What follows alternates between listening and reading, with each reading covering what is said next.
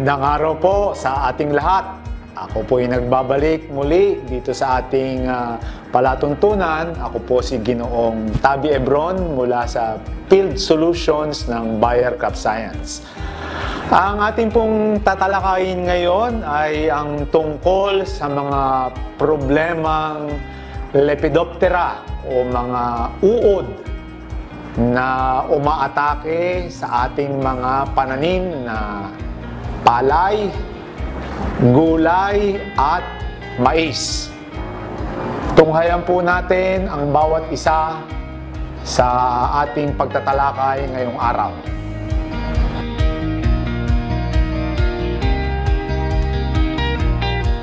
Okay, umpisahan po natin ang isang napakalawak na problema ngayon na tinatawag nating Spodoptera frugiperda o ang tinatawag nating fall armyworm na ito po ay umaatake sa ating maisan. Meron din naman po tayo sa mga gulay, lalong-lalo na sa ating talong na tinatawag nating shoot and fruit borer. Okay? Ang scientific name po niyan ay Leucinoides orbonalis. So madako naman tayo dito sa ating tinatawag na Heliotis. Ang scientific name ay Heliotis armigera, pero tawagin na lang natin sa tawag na Heliotis na umaatake naman sa inyong tanim na kamatis at matatagpuan nyo rin ito sa inyong tanim na bell pepper o sile, yung siling haba. Dumako naman tayo dito sa isa pang malaking uod na tatawagin naman nating Spodoptera. Okay? Yan po, maraming kinakain yung Spodoptera. Tawagin natin scientific name na Spodoptera litura. Ang kakainin po niyan, halos lahat ng tanim nating gulay. Kasama na itong sibuyas, talong, kamatis, at saka itong ating sili. At madako naman tayo sa inyong mga tanim na palay. Okay?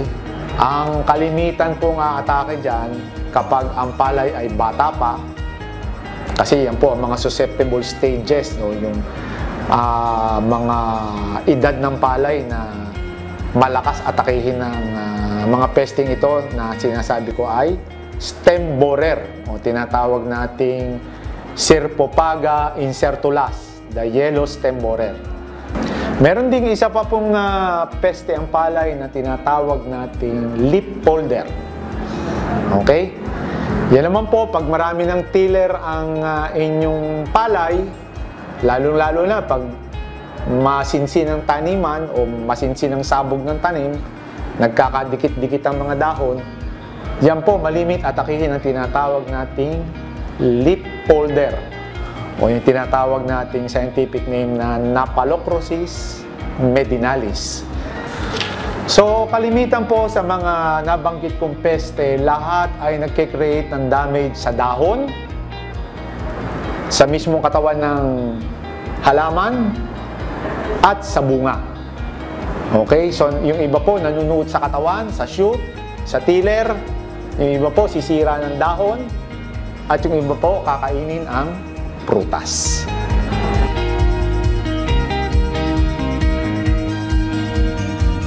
Okay, dumako naman tayo sa tinatawag nating life cycle ng mga nabanggit kong mga Lepidopteran pest kanina, ano? So kung susumahin natin ang life cycle nito, ibig sabihin ilang araw mabubuo ang yugtok ng kanilang buhay, magmula itlog hanggang adult. Siguro mga 4 to 6 weeks o isang buwan hanggang 1.5 buwan, egg to adult. Yan pong adult na yan ay tinatawag nating noctuid o active sila sa gabi. Yan po ang siyang dadapo sa gabi sa inyong tanim na palay, sa mais, sa inyong tanim na gulay. Sa gabi po yan dadapo at mangingitlog. Okay? So, yan pong itlog na yan, mapipisa. At pagkapisa, yan ang destructive stage because yung napisang itlog na yan ay siyang tinatawag nating larva o uod. Ang destructive stage ay yung larva, hindi po yung adult. Okay? Pero ito pong destructive stage na to, kung kayo ay magpupuksa o magkocontrol, ang pinakamainam po, makontrol nyo yung first instar. Kasi po yung first instar ay maliliit pa lamang. So kung maliit pa lamang, konting lason lang ang kakainin nila. Halimbawa, nag-spray kayo sa halaman, konti lang ang kakainin nila, mamamatay na sila kasi maliliit pa sila kesa pag malalaki na. So, mas mainam na mas maaga tayong makapag-control ng mga first instar larva, mas maganda. Kaya ang payo ko po ay ganito. Kapag kayo ay nagbomba, mas maganda yung preventive na kung saan galing sa itlog, mapipisa na sila, magiging first instar larva. Yan po, the best mag-intervention kayo o mag-control. Okay? Kasi pagka nailagay nyo na ang lason sa halaman at ang itlog na pisa, lalakad yan papunta sa inyong pinakapuno, bunga o dahon. Pwede silang mamatay kung contact yung lason. Or kapag ka naman systemic at sila'y kumain, kahit yung treated surface na nasa labas lang, pwede rin silang mamatay pag kumain sila. Yan po ang kagandahan ng preventive control and controlling after egg hatching. Ngayon po naman, may ibang mga produkto, basahin nyo ring maigi kasi kayang kontrolin ang egg. Meron po siyang tinatawag na ovicidal activity. Okay, so hanapin nyo po yung mga produktong yan, lalong-lalo na sa mga may ovicidal activity at may larval activity, maganda po yan.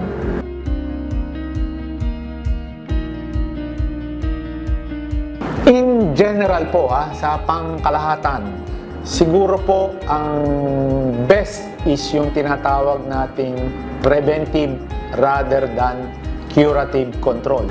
So kung ganun po ang ating dapat tupdin, siguro ang the best po ay before egg hatching, mailagay nyo na yung lason sa dahon, sa katawan ng ating halaman.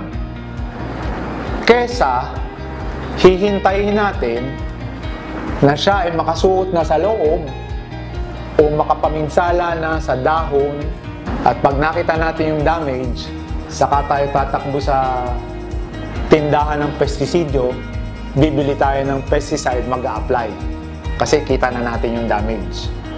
Medyo curative po yung ganon, late na. Maganda, maunahan natin sila bago pa sila makaproduce ng maraming damage o di kaya makapasok sa loob ng katawan ng ating halaman.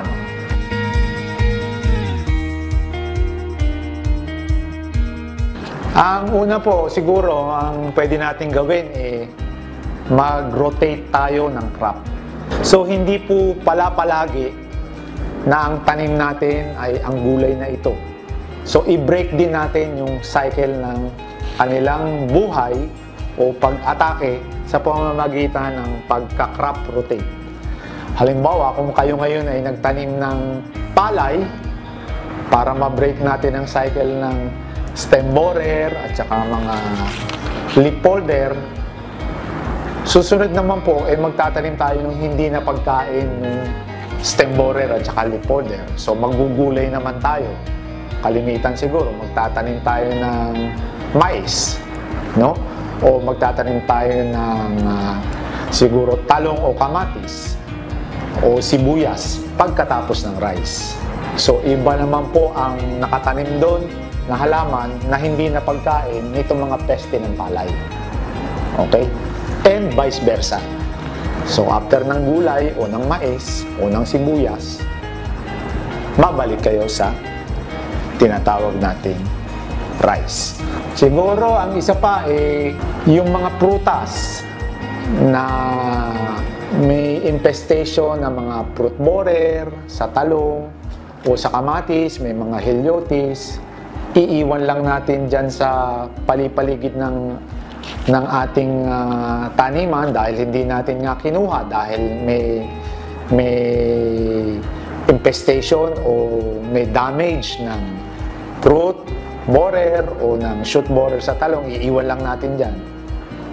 Dapat po tanggalin natin at ilibing natin, kumbaga ilayo natin itong mga ito kasi yan po, mga bunga na yan na merong mga uod sa loob, pwede pong mag-pupate uli yan at pag-pupate maging adult at mag-infect uli o mag-infest uli sa inyong pananim. So mas maganda po matanggal natin sila sa ating bukid at maibaon sa lupa kung maaari, no? Ganon din po sa palay, kung mas malalim nating magagapas ang ating mga palay dahil nandun po yung mga pupa ng stem borer. Okay? Pag nagapas natin o maararo natin agad yung mga stubble o yung pinaggapasan, maiiwasan po natin yung pupa na nandun sa pinakailalim ng tiller na mabuhay pa. Okay? Gumagamit po tayo ng mga mechanical harvester ngayon. Napapansin ko po, ang gapas ng palay mas mababa na po. Mas malapit na sa ugat. Maganda po yan. Kaysa nung araw na pag ginapas ang palay gamit ang kamay, ang laki pa po nung yung tinatawag nating stubble o yung tinatawag nating pinagapasan. Nandun lang po nakatira yung pupa ng stem borer. Kaya mas maganda yung maigsi na ang gapas ng palay ngayon using yung mga harvesting machine. Ang isa pa po yung sobrang gamit ng nitrogen. Kasi pagka po ang nitrogen napakataas sa inyong palay, sa inyong mga gulay, lumalambot po ang puno o katawan ng palay. Ngayon, pagka malambot, sabi ko nga nitong mga pesting ito, gustong-gusto pag malambot kasi madali nilang mangunguya ang inyong halaman, ang inyong puno at ang dahon. At saka napakakaakit-akit. Kumbaga, ang halamang berding-berde na hindi naman lubos na kailangan ng napakaraming nitrogen. Yung tama lang po, sapat lang po na nutrition o nitrogen ang kailangan para hindi naman po ito maging kaakit-akit sa mga Lepidoptera at kahit pa ibang peste. Okay? So, ang isa ko pa pong maipapayo yung wastong paggamit ng pestisidyo, paghalili o pag-alternate ng mga mode of action. Kasi ang iniiwasan po natin doon, hindi dumami yung mga resistant strains nung kalaban nating insekto sa paggamit ng different mode of action group. Okay?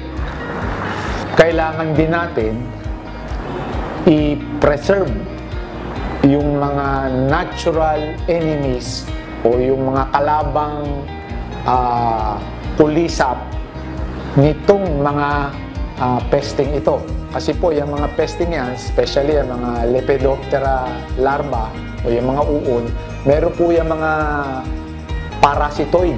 So yung mga iniitlogan po yung kanilang katawan at yung pag namisa yung itlog, ang pagkain naman po nung larva nung parasite na yun, yung katawan mismo nung uod. So mamamatay yung uod. So yan, dapat ang ginagamit nating mga pestisidyo ay safe dyan sa mga parasitoid na yan. Meron din naman mga predator.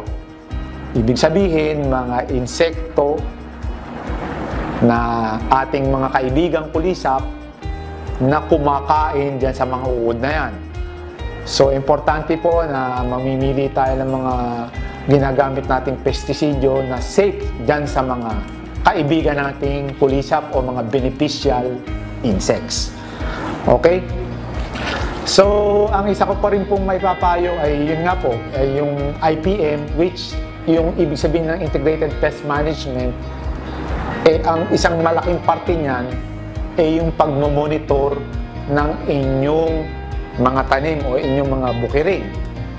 So lagi nating aabangan kasi nga ang payo ko sa inyo, pag kayo ay magkokontrol ng Lepidopteran pest, bago pa mapisa ang itlog, nailagay nyo na yung lason sa katawan ng halaman.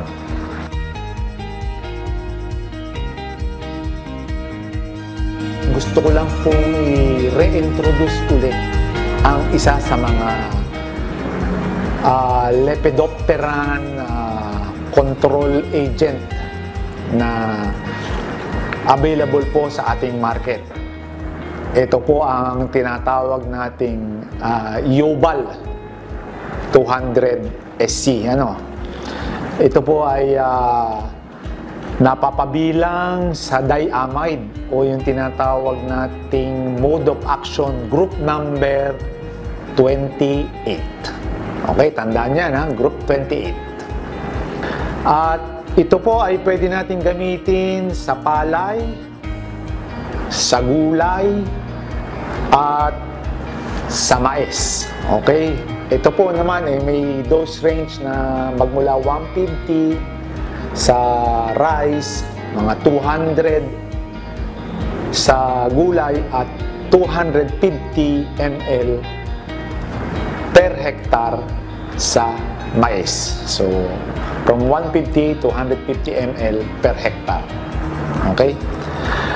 Ang kagandahan po sa ating Yobal ay ito po ay nakakabubok ng itlog. Kaya po yung aking payo na ito po ay gamitin natin prior to egg hatching or prior to larval entry, o gamitin po natin ito sa kapag bago mapisa ang itlog at bago makapasok ang larva sa halaman. Napakainam po kasi pwede rin pong mabugok ang itlog dahil sa paggamit ng produktong ito. Okay? At ang isa po ring kagandahan ng produktong ito ay yung tinatawag nating rapid cessation of feeding.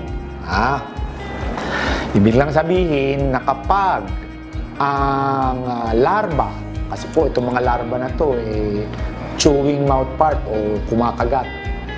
Kapag ka po ito kumagat o kumain dito sa treated surface o yung nabombahan na parte ng halaman, kasi po ito naapektuhan ang kanilang mga nerve. So ang target po nito, nerve and muscle target. Okay, yung MOA 28 naman, diamide, maapektuhan po itong kanilang mga panga. At kumbaga nagkakaroon ng biglaang pagtigil ng kain. Kasi nga naapektuhan ng kanilang mga muscle dito sa panga. So hindi na sila makanguya. Yun po, mabilis. Ibig sabihin, konti lang kanilang kakainin, titigil na sila sa pagkain pagka sila'y nalason na. Okay, yun po ang kagandahan ng ating produktong ito. Rapid cessation of feeding nung ating produkto na ginagawa dyan sa mga larva na yan. Okay? Mahaba din po ang residual activity nito. So, more than 10 days po, hanggang mga 14 days or more. Okay? At ito po ay systemic. Okay? So, good residual action, systemic. At ang isa po mahalagang bagay din na gusto kong sabihin sa inyo ay ito po ay may high level of safety sa inyong mga kulisap, kaibigang kulisap o mga beneficial insect. Okay? So, sana po ay tangkilikin natin ang ating Yobal 200 SC. Okay. Marami pong salamat sa inyong pagsubaybay ngayong araw at tayo po ay muli na namang nakatapos ng isang yugto ng ating palatuntunan. Ating pong mga tinalakay ay ang tungkol sa mga Lepidopteran pest ng inyong tanim na palay, gulay at mais. Okay? Ang mga Lepidopterang pest po na yan ay may mga life cycle magmula itlog, larva na siya namang destructive stage o ang dapat natin puksain, pupa at itong adult. Okay? So, kailan tayo magkokontrol? Nabanggit ko po na sana gamitin natin ang ating mga produkto sa magandang pamamaraan tulad ng preventive stage kung saan bago pa sila makapanira at bago pa makapasok sa katawan ng ating tanim, makontrol na natin sila. Marami naman pong management practices na pwede nating gawin bukod sa paggamit ng pestisidyo. Marami pong bagay akong nabanggit sa inyo na pwede nyong gawin katulad ng crop rotation at mga bagay na paggamit ng tamang mode of action, ang pag-aalaga sa mga beneficial insect at IPM. Okay? At ang kahulihan naman po, in-introduce ko sa inyo ang isa naming produkto, ang tinatawag nating Yobal 200SC, na sana po ay makatulong ang kaalamang ito at ang produkto ng Bayer Crop Science sa inyong mga suliranin dito nga sa mga Lepidopteran pest ng inyong palay, gulay at mais. Marami pong salamat at hanggang sa muli po, magkita-kita tayong muli. Salamat!